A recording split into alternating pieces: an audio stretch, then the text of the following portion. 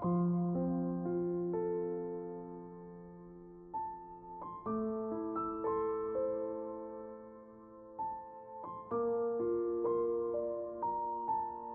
Liang adalah seorang negarawan terkenal dan ahli strategi militer. Tersohor selama periode 3 negara. Ia merupakan salah seorang pahlawan klasik terkenal dari bangsa Tiongkok kuno. Sejak zaman kuno, banyak legenda dan kisah hebat tentang kehidupannya. Menurut legenda, ketika Zhuge Liang masih kecil, dia lincah dan cerdas, tapi ia tidak bisa bicara. Ketika ia berusia 9 tahun, ia disembuhkan oleh orang tua berambut putih. Dia adalah pendeta Tao. Setelah itu, Zhuge Liang menjadi murid pendeta Tao dan mulai mempelajari astronomi, geografi, filsafat yin dan yang, trigram, dan juga seni perang. Zhuge Liang adalah seorang yang cerdas, rajin, diberkahi dengan ingatan tajam, dan sangat dicintai oleh gurunya.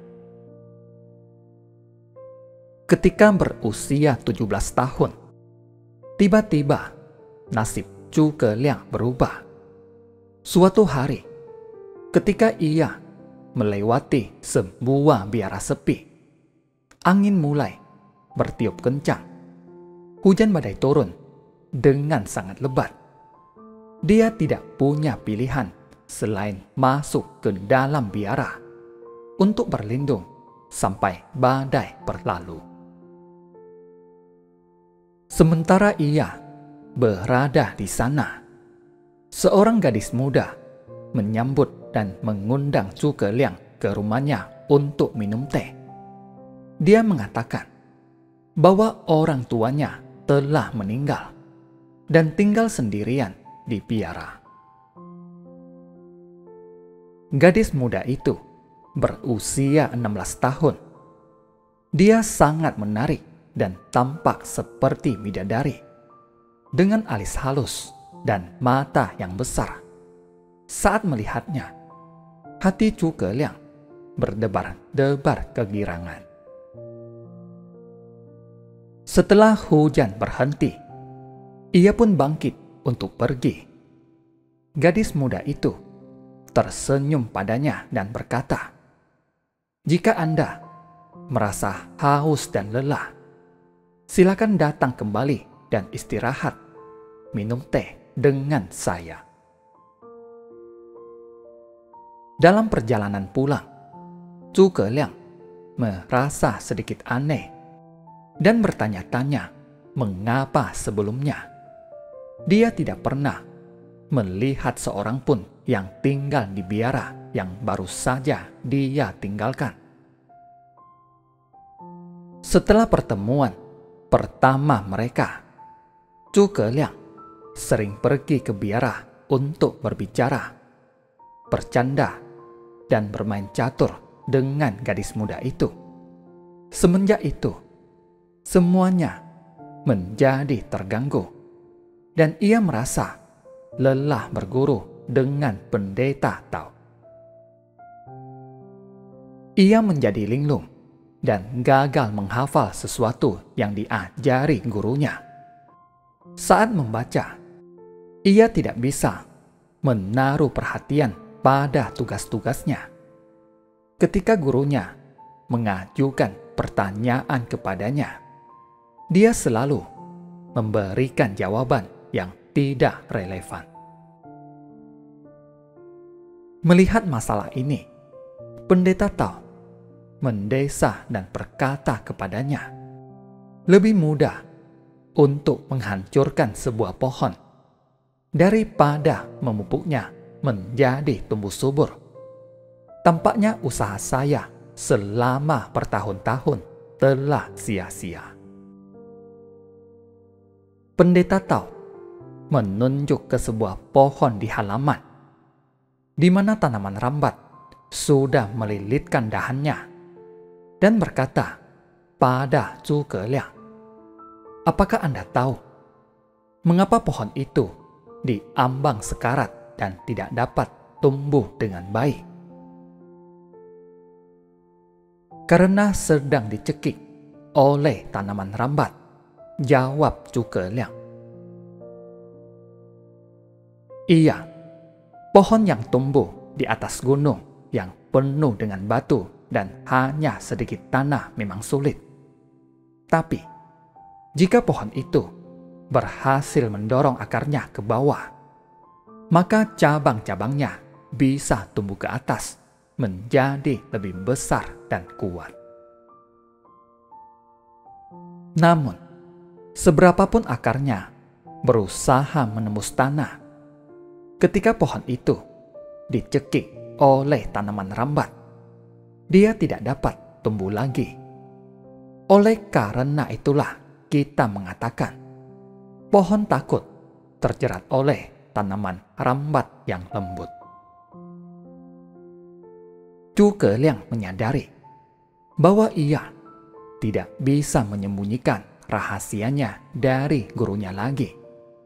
Dengan malu-malu, ia pun kemudian bertanya, "Guru, kau tahu situasi saya?" Pendeta Tao tersebut berkata, "Dia yang tinggal di dekat air tahu watak si ikan. Dan dia yang tinggal di dekat bukit tahu suara burung. Memperhatikan Anda lebih dekat dan mengamati tindakan Anda. Bagaimana mungkin saya tidak tahu pikiran Anda?" Pendeta Tao kemudian mengungkap identitas gadis muda yang sebenarnya. Setelah terdiam beberapa saat, Pendeta Tao berkata dengan sungguh-sungguh kepada Zhuge Liang, "Saya akan mengatakan yang sebenarnya, bahwa gadis muda yang Anda sukai itu adalah bukan manusia. Awalnya, dia adalah seekor burung angsa di istana Kayangan. Tapi dia mencuri persik ibu Ratu Kayangan dan memakannya. Sebagai hukuman, dia diusir ke bumi dan ia mengubah dirinya menjadi gadis cantik. Tapi dia mempunyai sifat dungu, malas, dan penuh nafsu. Anda hanya memperhatikan wajahnya yang cantik, tetapi Anda tidak tahu bahwa dia adalah unggas. Jika Anda terus menjadi begitu bodoh, Anda tidak akan menjadi apa-apa dalam hidup Anda. Suatu hari, jika Anda tidak mendengarkannya, dia akan menyiksa Anda." Zhuge Liang terkejut. Cepat-cepat dia bertanya pada gurunya, apa yang harus ia lakukan. Pendeta Tao berkata, "Angsa itu dengan teratur terbang ke Bima Sakti pada tengah malam untuk mandi dengan wujud sebenarnya. Pada saat itu, masuklah ke kamarnya dan bakar pakaiannya. Pakaian ini mereka curi dari istana surgawi. Jika pakaiannya dibakar, ia tidak akan bisa berubah menjadi manusia lagi." Kemudian gurunya memberikan sebuah tongkat berkepala naga. Ketika angsa melihat biara terbakar, ia pasti segera terbang kembali dari Bima Sakti. Ketika dia melihat Anda membakar pakaiannya, dia pasti tidak akan membiarkan Anda pergi. Jika burung itu mencoba untuk menyakiti Anda bisa memukulnya dengan tongkat ini. Anda harus ingat itu. Malam itu, saat tengah malam, diam-diam Zhuge Liang pergi ke biara tersebut. Seperti yang diharapkan, ia melihat pakaian gadis muda di atas tempat tidur. Ia segera menyalakan api. Sementara angsa itu mandi di Bima Sakti dan melihat api keluar dari biara, angsa itu turun ke bumi dengan kecepatan kilat.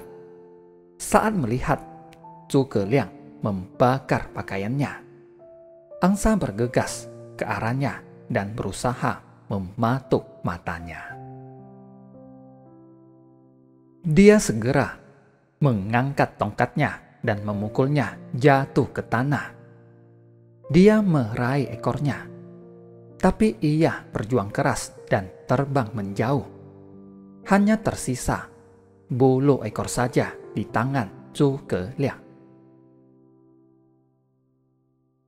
Setelah itu, untuk mengingat pelajaran ini, Zhuge Liang membuat kipas dari bulu angsa tersebut dan ia memegang di tangannya untuk mengingatkan dirinya bahwa ia harus berhati-hati tentang segala sesuatu, terutama hal-hal dengan penampilan luar yang menarik.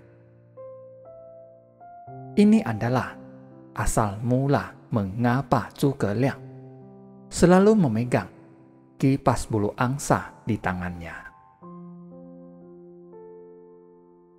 Terima kasih, semoga bermanfaat.